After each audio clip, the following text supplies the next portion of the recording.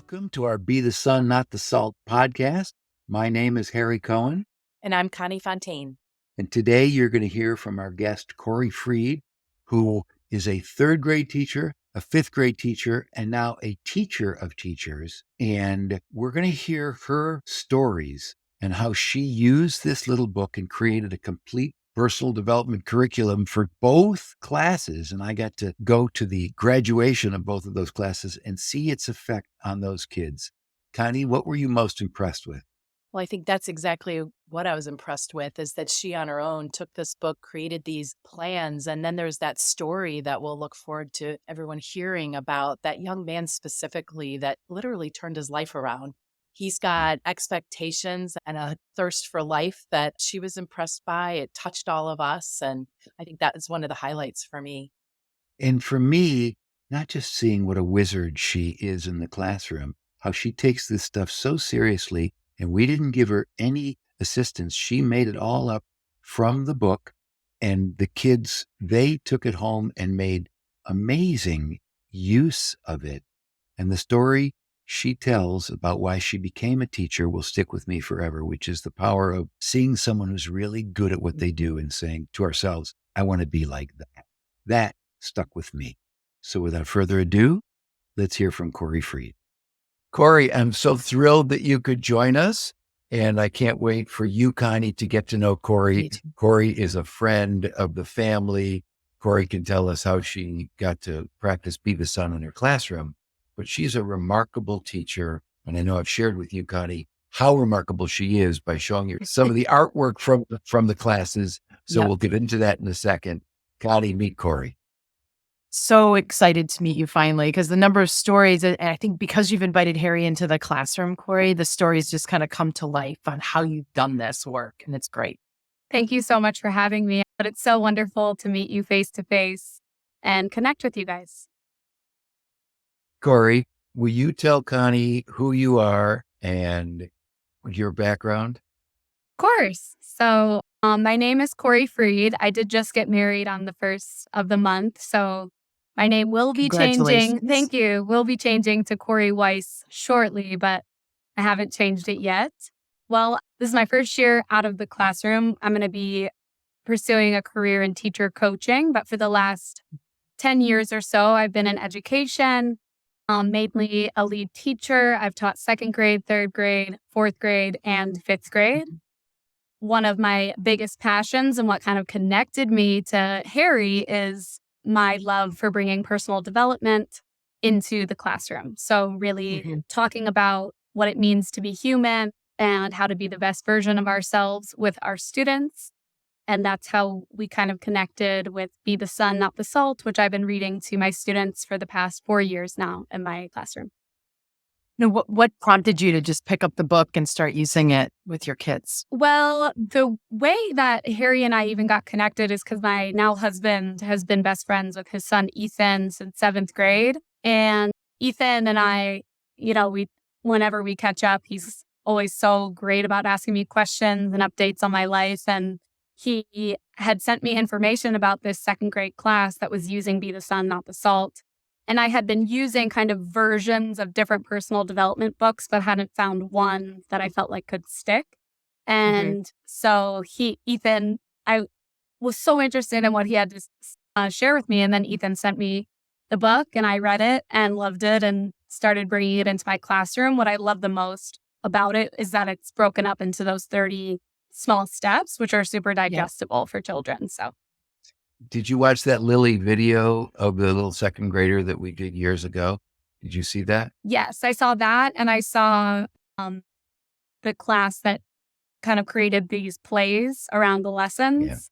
Yeah, which was super inspiring. The video you mentioned was probably one of the first expressions we saw of a teacher organically picking up the material and using it in the classroom. We shared that video on LinkedIn and in other platforms, and it was a hit. And it was a hit because it was the kids' interpretation of this and just the simple, innocent way of making sure that they were spreading through their siblings and their classmates everything about Be the Sun, Not the Salt. And nothing cuter than a 2nd grader saying the word heliotropic. Agreed. Yeah. I'm glad you got to catch that. Yeah, that would inspire. and hopefully inspires more teachers. And so we look forward to sharing that a little bit with you, with your discussion today. This has started organically. We've connected with a lot of teachers in this way, many on Instagram. So, but it's been fun. I think you've taken it to a level that many haven't. And I think a lot of people are going to be interested to hear more about it. I mean, what's amazing, and you're going to tell us about this. So for those of you who are listening, I went to Corey's class 2 different times, Mhm. and I'd heard that she used it in her class for teaching second and third graders and then fifth graders. But to watch her do her thing, as somebody said, she's a wizard. So you're This is gonna. your classroom's interpretation of our cover, which I loved. Really cute. So anyone that's listening, they've reinterpreted the cover of the book, but still have the most important concept, which is sun on leaves versus salt on roots. So what did you do, Corey? How did you start to dig into this material with your kids? I started by incorporating it into my morning meeting and just reading one lesson a day. We would read the lesson and then talk about how is this applicable to your life as a third grader, or how is this applicable to your life as a fifth grader in today's world? And I would give them time to talk with each other and then share out with the class. And the reason I do that is because I want them to connect as humans and think about how to be better people above anything else, right? We can't be strong mathematicians unless we're good people. Have you seen any examples play out in the classroom over these last couple of years where they've connected with it and started to make changes? Yes, all the time.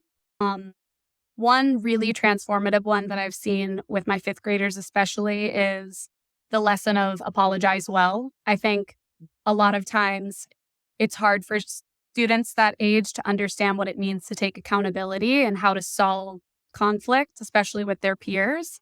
And I think this really opened a lot of their eyes to when you're making a mistake, it isn't about pushing it under the rug or being ashamed of it or hiding it, but rather taking accountability and learning how to apologize. And that's been beautiful, a beautiful transformation.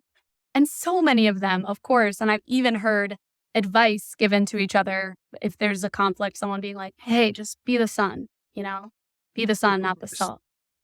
So when I went there once to listen to her third graders and another time to listen to her fifth graders, this was at the end of this school term, Corey invited me in, and I was blown away by how not just well behaved they were and how well they listened to Corey, but I was blown away by their little explanations of be the sun, not the salt in their own way, both what they wrote in those beautiful things that Connie just showed, but also in the little ways that they would explain stuff. So Corey, it really was remarkable how they imbibed it.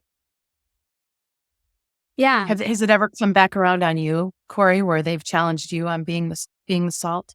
All the time.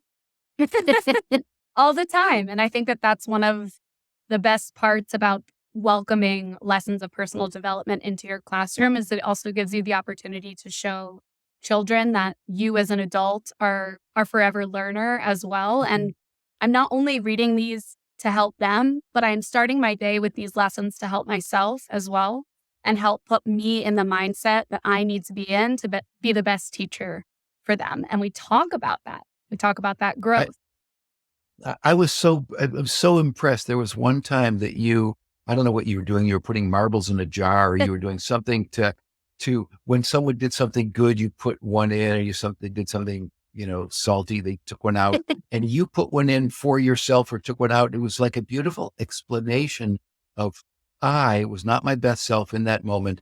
I'm going to take a marble out of the jar, whatever the hell it was. It was just so beautiful what you're articulating, Corey, which is this isn't for anyone else. This is for ourselves. And your point about for us to be great teachers, we have to be great learners. I just loved how you were demonstrating that with the kids.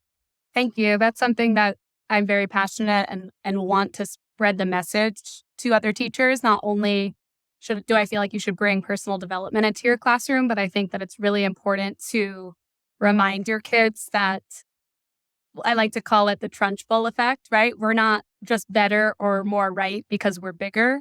we are held to the same standard that we hold our students to, and we're held to the same rewards and consequences as well, as if that's something that you implement into your behavior management system. Can you think of an example in the classroom where maybe you did feel like you had to step back and either say you were sorry or re-explain something in a different way because of be the sun, not the salt? Oh, so many times. I think, I think, it's, if any teachers are listening, the feeling, right? When it's, Yep. you are the one adult in the room and you're with 30, sometimes more than 30 students at a time, all with different personal needs, different backgrounds, different academic needs, and all who want your love and attention. And just naturally, that can become overwhelming. So I would say the times that I use it the most are times when maybe I am too quick to redirect something as opposed to like walking away and allowing students to have space. And in those moments, that's something where I'll take a breath and pause. And I think, we'll open the book, we'll either read a random one or we'll talk about, reflecting on how that was maybe the most, me being the son, that might have been a salty version of myself, and apologizing well. Well, and that fits whether you're a teacher, a parent, a friend, anything. So you can see that. What was impressive to me is that it really felt like she was a unicorn, something really, really special. The way you would control the class and at the same time give them space, as you were saying. A couple of times, a couple of little kids, they were getting up and reading their little expressions, and a couple of kids were too nervous to do so. And watching Corey just give them the time. If you're not ready, you want to go out in the hall and, collect yourself. Would you like a glass of water? And one little girl, she never got to read her thing because it just wasn't, she was just too nervous to do it. And Corey didn't make her feel bad, didn't call attention to the fact that she was too nervous to do it. She just moved on like an elegant maestro. And I got to say, I wish other people could be as great a teacher as you. And I only hope that Be the Sun helps other people and other teachers be their best selves, whether they're a teacher or not. I really hope that people listening go, you know what, maybe I could use this in my classroom, just like you did, because we didn't give you any lesson plans. You just took it and ran with it. And to that end, I'm just impressed and thrilled that you did, both with third graders and fifth graders.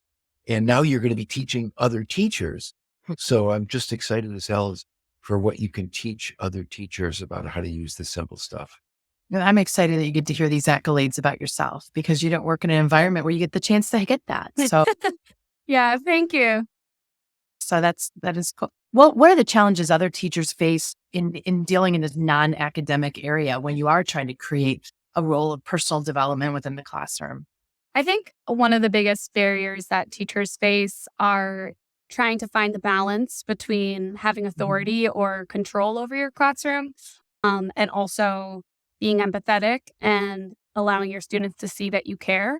So kind of the way that I was trained and the way that I kind of like to embody my art as a teacher is no nonsense nurture, right? So I do everything that I do is out of love, but I also want to communicate to my students and have them understand the fact that there's sometimes we need to do things that aren't necessarily comfortable or things that we don't want to do. And we need to be disciplined in order to be our best selves, right?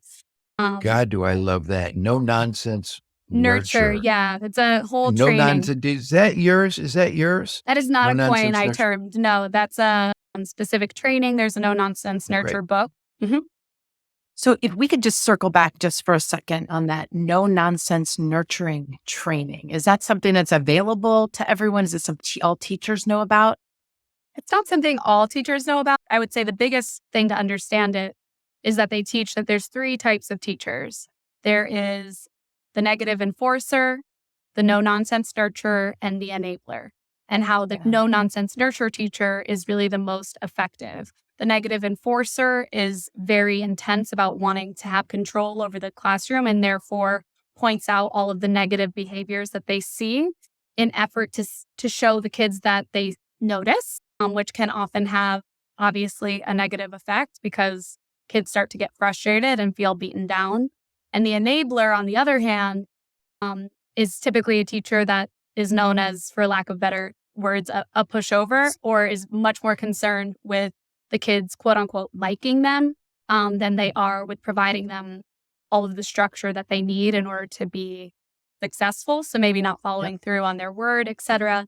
And the no nonsense nurture teachers that kind of blend between the two. So how did you take that blend and connect it to Be the Sun?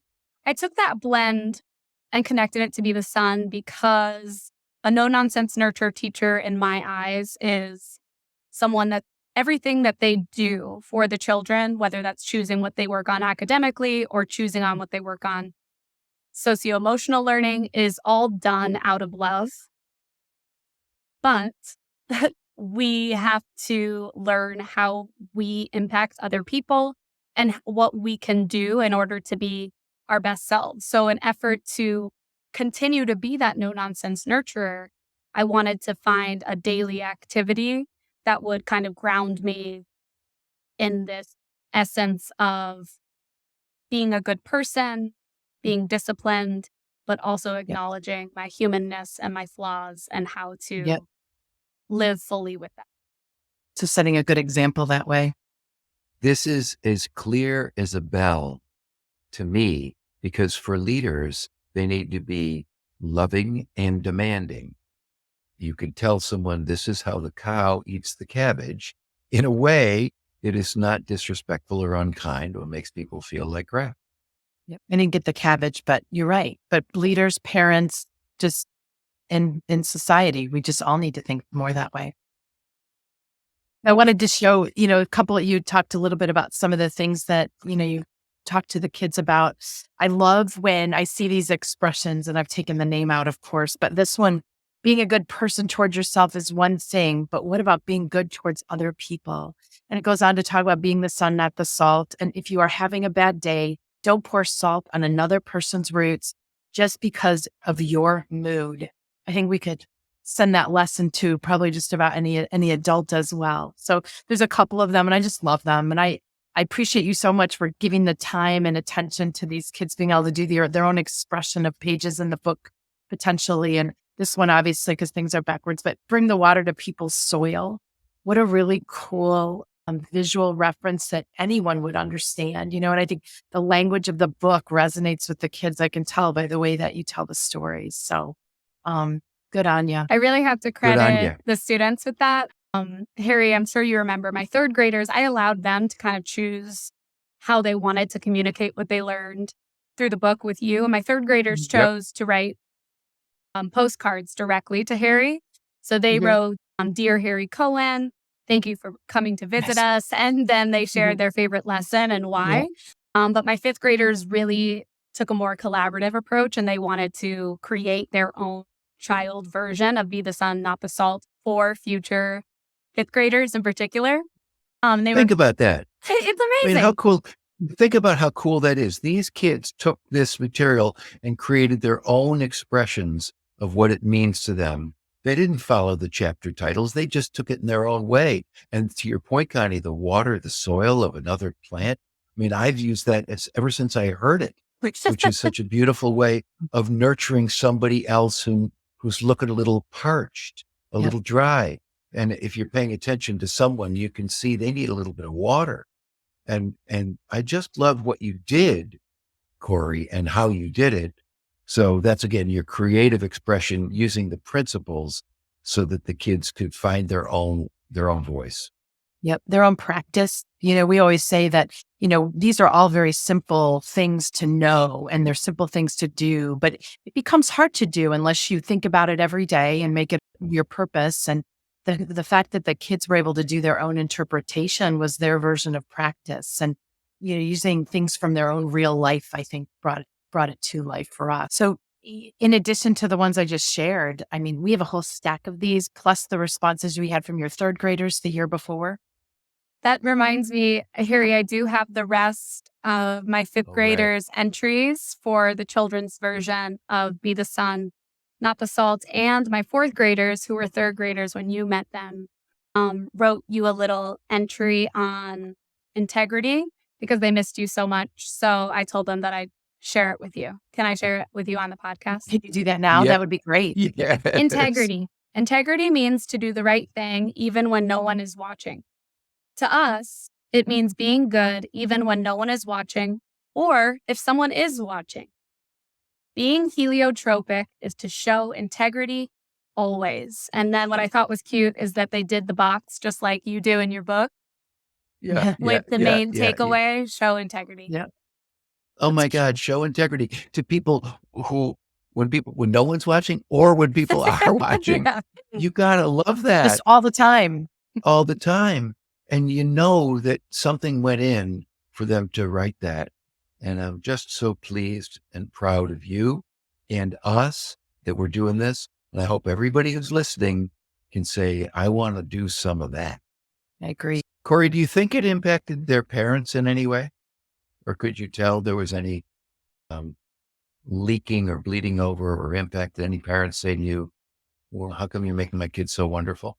Yeah, honestly, yes. I think the fact that they were just taking a little bit of time each day to reflect on how to be a better person. And, they had a resource, they had a lesson, they had something to learn from that really helped them. I think the biggest thing that I've noticed is in 3rd and 5th grade, I had students in my class who were kind of deemed as some of the most difficult behaviorally for all the years in their schooling in the past. And I think both of them benefited tremendously from these lessons and felt like they had more autonomy over their actions and their choices than they may have thought of in the past. I think what this book does for kids more than anything else is teaching them the art of pausing and thinking before they speak. Mm. Boy, if we could get adults to do that. Yeah. I mean, I was going to ask, obviously without names, but can you think of a very specific case that you can share with us of a change or a story a student or a parent has come back and told you about the evolution of their thinking and the practice of Be the Sun? Yeah, absolutely. One of my 3rd graders, I actually remember communicating to Harry that this book changed his life. He has always been very impulsive and tends to not really understand his actions, whether those are physical or verbal reactions, until he's had time to reflect on them and they were already done or have caused damage or conflict. And he slowly but surely was learning that he had the power to think about how he wanted to respond, right? And I think that realization for him, although wasn't always executed perfectly, really helped him a lot. And he's like, wow, I can think before responding or before putting my hands on someone. And I don't think he realized that he had that power before that. I think that was the young man who wanted to talk to me about writing a book. Or that was the doing a other talk. one, the other one in 5th grade. Yeah. The TED Talk he wants to do. Yeah. Well, there you go. That's inspirational. But again, it is inspirational, Connie, to your point, where, you talk about the power of one person to make a difference in the lives of a kid. Well, she's making a difference in the lives of scores of kids. Yeah. And this kid wants to do a TED Talk, an inspiration. So what how about cool. did he say what the TED Talk would be about? Yeah. His life story. Oh, Yes. His life story and his past. I'm sure a lot of teachers can relate to having students who have been through more than many adults have by the time they reach 5th grade or 10 years old, 11 years old, 12 years old. And he is one of those students. And this was the first school year that he had, some more control. And I think that has a lot to do with committing to personal development and reading Be the Sun, Not the Salt, and talking about that. And I think he was able to be in school more consistently because of that, which helped a lot. He was suspended a lot less because of that, which helped a lot. And you know how that stuff goes. It's a chain reaction, right? Where more adults start to notice and then kids start to notice and the compliments start coming in and he's in school more consistently, which means the material starts to be more attainable. And I think that he wants to do a TED Talk about how other kids can do the same, right? He was a kid that did not think he would ever learn. And now he's a leader and is going to be a world changer and wants just like Harry with his book to share that with his voice. And I think that that's really awesome. Great. It's really inspirational. It is inspirational, and we're not talking theoretically. We're talking about a third and fifth grade teacher who made a difference using a simple book to find their voice and, as you call, reflect on self-development. And what did you do in the third grade? I think you did like 5 minutes a day just to make it easy for people. 5 minutes, no more. And then I suspect you did more in the fifth grade, but making it easy for people. One of the things that I tell people about using this book, it's certainly not about reading it.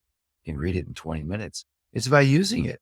It's about what you doing with the kids. It's about putting it into practice and for ourselves, thinking about how can I do some good today?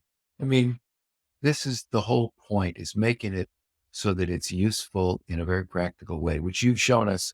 Well, this is how I used it in the work that I do as a teacher. So can you imagine how you would use this book with older children, middle school, high school? Absolutely. I would honestly recommend doing it the same way. I think one thing that we know about teaching nowadays is that teachers have way too many things on their plate. And that is something that I think is important to know, but also should be a relief, because this only really takes 3 to 5 minutes. So to either read the lesson or have a child read it, maybe in older grades, so that there's more student voice, and then really just give them time to talk to each other about how this is applicable to their life. I think that's the most transformative, when they can talk. A lot of times those conversations lead to conversations about home or interactions with siblings. A lot of those times it is about school, and all of that stuff is really important. And I think for teachers, knowing that all it would take is 3 to 5 minutes a day is something that would, intrigue them to do it more. And it really can have just such an amazing trickle effect on everything else about your classroom culture. To your point, teachers have their hands full, and teachers get lots of unsolicited advice from parents, mostly from parents. So how would a parent who really believes in this and thinks it's an easy opportunity to have these conversations in the classroom, what's a good way to approach a teacher to introduce this to the classroom? I think the best way to approach a teacher is always first just with a question, like, I'm so interested in what you do. Thank you for what you do. What do you like? What does it look like in your classroom to do personal development with the students? Or do you have any resources that you use with these kids on how to become better people? And see what the teacher says, and see if usually the questions will garner interest, and, gift them the book. I think a lot of teachers, even if you're not saying, hey, go read this with your class 3 to 5 minutes, once they open it, they could flip to any page, and most likely they'll be like, wow, I feel like my kids should hear this message. And it kind of will happen organically. I love how you did it. And I think teachers will find their own way if they're interested. One of the things that I've noticed for all people is that if you're interested in this, then you can find a way to dig in like you have. And there are people who just aren't interested, but oh, well, people who are listening to this podcast, clearly they're already interested, and perhaps they'll become even more interested, and let's make it easy for them. Let's make it really easy. With your love for kids, it's so evident. Were you always a teacher? Is that something that you wanted to do and started right out of school doing that? I did not always want to be a teacher. I did not major in education. I was interested in education reform. I went to University of Michigan, and I was a part of a club that talked about kind of educational disparities in Detroit. So I knew I wanted to do a year of service, and I knew I wanted to do something with education reform, but I really thought that I would do 1 year of service, knock that off my to-do list, and then go try to make some money. But I did City Year, which is an AmeriCorps program, and it was one of the hardest and the most transformative things I'd ever done. But the thing I took away from it the most was that I was with the same group of students every day. And those group of students had two different teachers. And it was very evident to me that they acted like completely different people with one teacher and the other. And it was really wild to observe that. And as I started understanding that I wanted to become a teacher, I started to come to that realization, which was great. But I also really thought about the fact that I wanted to be that effective teacher, right? Mhm. Right. And so then I started looking for programs that allowed me the opportunity for training, which led me to my job in New York City. And I did a gradual release program where I got to learn from a lead teacher and get that no nonsense nurture training, as I mentioned, before kind of having a classroom of my own. Sounds like it was meant to be, though. Absolutely. Yes. We talk a lot about in your classroom and as a teacher, but you can tell you've got the same kind of passion for life and how we treat people and doing all of the good we can. How is some of this information, using it every day with the students, has it changed the way you approach life? Is there anything that you're doing differently? Oh my gosh, it changes everything. I think the main reason I thought to bring it into my classroom was because I felt that I started learning these lessons too late in life.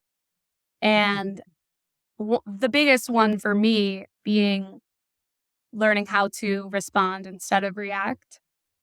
And I learned that when I was 26, probably. And my biggest thought was, wow, what if I introduced this idea or had this discussion with my students when they're 8 or when they're 10, and how this could help them so much and help them advocate for themselves as well. I think between children and adults, the biggest conflict is that they don't know how to ask for what they want. And a lot of arguments come from, I want X and you aren't giving it to me. But I think that that's often a communication issue.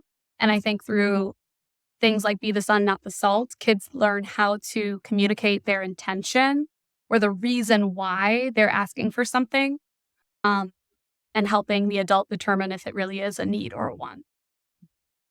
You know what I loved about what you said, which I learned from you just now? You said, I wanted to be that teacher, not that other teacher. I wanted to be the teacher that the kids really were grooving in and learning from, and that identity that I want to be that person.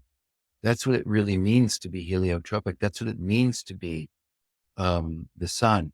We want to be that person that people are drawn to, learn from, are brought to our best selves because of.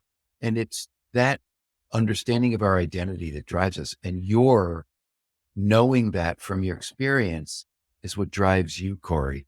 It's exactly why you do what you do and why you're so good. It's because you want to be that person. Thank you. You want to be that teacher. You're welcome. But thank you, Corey. Yes. Do you want to give the final word or two to the audience that is listening to this? Anybody who's listening, Corey, give them your best stuff. Give you my best stuff. Oh gosh, that's a loaded question.